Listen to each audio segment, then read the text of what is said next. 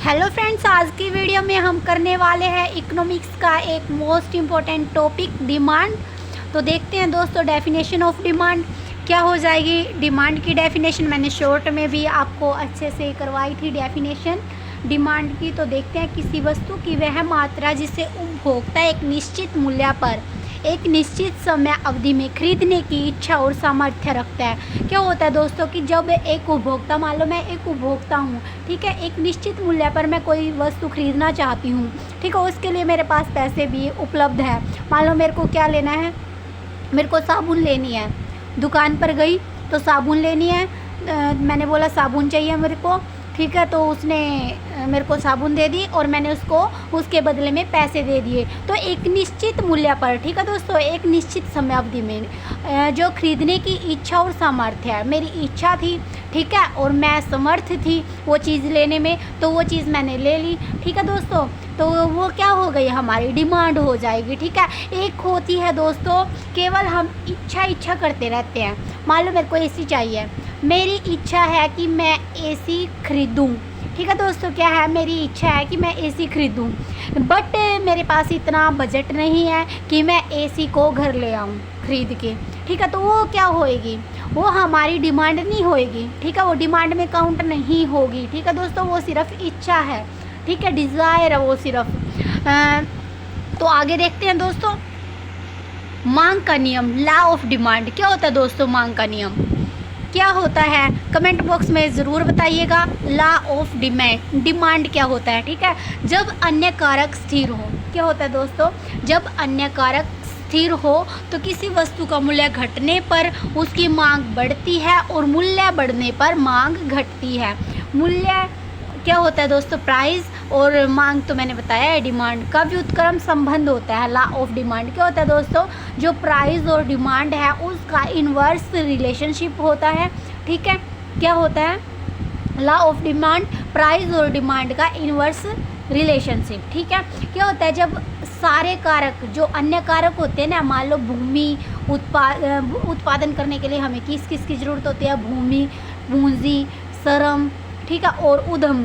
तो ये सारी चीज़ें क्या हो, स्थिर हो, और मूल्य घटने पर, मूल्य मतलब मान लो किसी वस्तु का मूल्य घट गया, क्या हो गया, किसी वस्तु का मूल्य घट गया, किसी वस्तु का प्राइस घट गया। मान लो पहले 2 पेन, मान लो एक पेन क्या था, 10 रुपये का आता था, ठीक है, क्या आता था, 10 रुपये का आता था, और वही पेन 5 रुपये का आने लगे तो उसकी क्या होगी, मांग बढ़ेगी ना, क्या हो जाएगी, मांग बढ़ जाएगी। अगर प्राइस क्या होता है, प्राइस डिक्रीज़ होता है, ठीक है दोस्तों, डिक्रीज़ होता है तो क्या होती है, डिमांड क्या होती है, डिमांड क्या हो जाएगी, बढ़ जाएगी, ठीक है दोस्तों, क्या हो जाएगी, डिमांड बढ़ जाएगी, ठीक है। तो उस अगर मान लो क्या होता है, मांग, जो मूल्य बढ़ने पर मांग घटती है।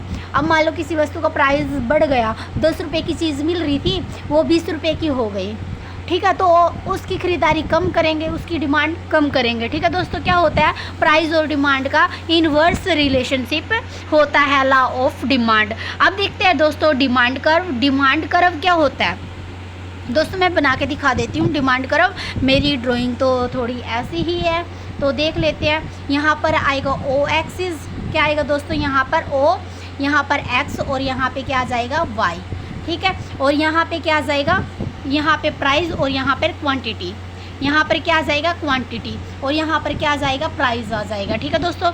ओ एक्स पर क्या आएगा, हमारी क्वांटिटी आएगी, ओ वाई एक्स पर क्या आएगा, हमारा प्राइस आएगा, ठीक है दोस्तों। जो डिमांड है वो क्या है, डाउनवर्ड स्लोपिंग, ठीक है। क्या होता है, बाय, मांग वक्र है जो बाएं से दाएं नीचे की ओर ढलान होता है, ठीक है। क्या होता है, मांग वक्र बाएं से दाएं नीचे की ओर क्या होता है, ढलान होता है, ठीक है दोस्तों। जो मूल्य और मांग की मात्रा का क्या है, ये ग्राफिक निरूपण है, ठीक है। ये क्या हो गया दोस्तों, डाउनवर्ड स्लोपिंग, ये क्या हो जाएगी, हमारी डिमांड, ठीक है। तो आगे देख लेते हैं दोस्तों, मांग को प्रभावित करने वाले कारक क्या है, डिटर्मिनेंट्स ऑफ डिमांड। क्या हो जाएंगे डिटर्मिनेंट्स ऑफ डिमांड, वस्तु का मूल्य, प्राइस ऑफ द गुड, क्या हो जाएगा दोस्तों, प्राइस ऑफ द गुड, मांग को प्रभावित करने वाले कारक। सबसे पहले तो दोस्तों मैंने अभी थोड़ी देर पहले एग्जाम्पल दिया था, ठीक है, पेन का, किसका एग्जाम्पल दिया था, पेन का दिया था। तो वो प्राइस ऑफ द गुड एकदम अच्छे से आपको समझा पाएगा कि मान लो जब प्राइस बढ़ा तो क्या होगी, हमने डिमांड कम कर दी, अगर प्राइस कम है तो हम डिमांड ज़्यादा कर रहे हैं, तो वस्तु का मूल्य जो है उसका प्रभाव पड़ता है डिमांड पर। उपभोक्ता की आय, इनकम ऑफ कंज्यूमर। ठीक है दोस्तों, अगर मान लो मेरी इनकम पहले कम थी, ठीक है, तो मैं कम वस्तुएं खरीद पा रहा था। अगर मेरी इनकम बढ़ जाएगी, अगर मेरी इनकम क्या हो जाएगी, इनकम मेरी बढ़ जाएगी, तो क्या करूँगा मैं, वस्तुओं की मांग ज़्यादा करूँगा। ठीक है दोस्तों, अन्य वस्तुओं का मूल्य, प्राइस ऑफ रिलेटेड गुड्स, अन्य वस्तुओं का मूल्य जैसे प्रतिस्थापित व पूरक जो वस्तुएं होती है दोस्तों, ठीक है, उनका भी एक दूसरे से प्रभावित होकर क्या पड़ता है, डिमांड पर फ़र्क पड़ता है। मान लो कार है, ठीक है दोस्तों, क्या है, कार है, अगर कार का प्राइस बढ़ जाएगा, ठीक है, तो मैं पेट्रोल है जो वो भी कम खरीदूँगी, क्योंकि अगर कार ही नहीं खरीदूँगी तो पेट्रोल कहाँ से खरीदूँगी। ठीक है दोस्तों, तो क्या हो जाएगी, जो पूरक वस्तुएं होती है, ठीक है। और एक होती है दोस्तों जैसे कि मान लो मेरे पास चाय है, ठीक है, चाय का क्या हो गया, चाय का जो प्राइस है वो बढ़ गया और कॉफ़ी का जो प्राइस है वो कम हो गया, तो मैं चाय को छोड़ के कॉफ़ी ज़्यादा खरीदूँगी। ठीक है दोस्तों, क्या खरीदूँगी, कॉफ़ी ज़्यादा खरीदूँगी। ठीक है, उपभोक्ता की रुचि व पसंद, दोस्तों सबसे मेन जो बात है उपभोक्ता की रुचि व पसंद होती है। ठीक है, टेस्ट एंड प्रेफरेंस क्या हो जाएगी, अगर मान लो मैं उपभोक्ता हूँ, मेरे को बर्गर खाना पसंद है, क्या है, बर्गर खाना पसंद है, तो मेरी रुचि है बर्गर खाने में, ठीक है, तो मैं उसकी ही डिमांड करूँगी ना। मान लो मेरे को एसी की डिज़ायर है, इच्छा है, ठीक है, तो मैं उसके लिए ही पैसे वो करूँगी ना इकट्ठे, उसको लेके आने के लिए। ठीक है, सबसे बड़ी मतलब मेरी रुचि है, मेरी पसंद है कि मैं ये चीज़ अपने घर में लेके आऊँ। ठीक है, तो ये भी सबसे अहम हिस्सा हो जाएगा डिमांड को प्रभावित करने का। ठीक है दोस्तों, जनसंख्या व जनसंख्या संरचना। ठीक है दोस्तों, संरचना जो होती है, जनसंख्या व जनसंख्या संरचना, उसका भी डिमांड पर बहुत ज़्यादा इफेक्ट पड़ता है। मान लो जनसंख्या बढ़ गई, जनसंख्या बढ़ गई तो ज़्यादा डिमांड करेगी ना जनसंख्या। ठीक है, क्या करेगी, ज़्यादा डिमांड करेगी। अगर मान लो जनसंख्या के बढ़ने पर उद्योग धंधे है जो, ठीक है, उनमें कम रोज़गार मिल रहा है, अगर कम रोज़गार होएगा तो इनकम कम मिलेगी और हम खर्च कम कर पाएंगे। ठीक है दोस्तों, इसका भी इफ़ेक्ट पड़ता है। भविष्य की अपेक्षाएं, ठीक है दोस्तों, एक होता है भविष्य की अपेक्षाएं कि हमें भविष्य में क्या लेना है, ये भी सबसे ज़्यादा क्या होती है, डिमांड पर इफ़ेक्ट डालती है। ठीक है दोस्तों, इलास्टिसिटी ऑफ डिमांड देख लेते हैं। क्या देख लेते हैं, elasticity of demand. Elasticity of demand क्या होती है, किसी वस्तु की जो मांग, मूल्य, आय तथा अन्य कारकों में परिवर्तन के प्रति कितनी संवेदनशील है, इसका माप करता है। क्या करता है दोस्तों, मांग की लॉस, किसी वस्तु की मांग, मूल्य, डिमांड जो प्राइस होता है, इनकम, ठीक है, जो अन्य कारक होते हैं उनमें परिवर्तन के प्रति कितनी संवेदनशील है, इसका क्या करती है, माप करती है।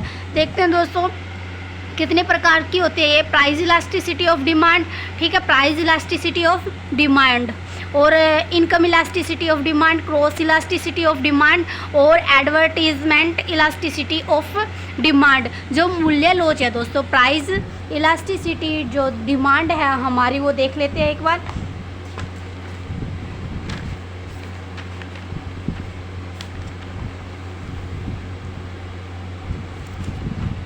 एक मिनट दोस्तों,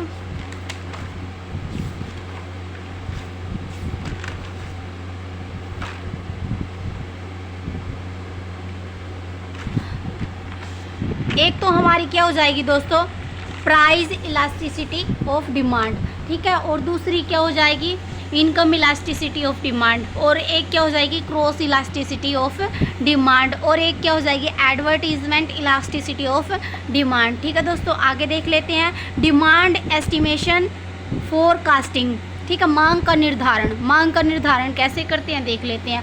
भविष्य में किसी वस्तु की मांग का अनुमान लगाने की प्रक्रिया है, इसमें सांख्यिकीय पद्धतियाँ, सर्वेक्षण एवं बाजार प्रवृत्तियाँ उपयोगी होती है।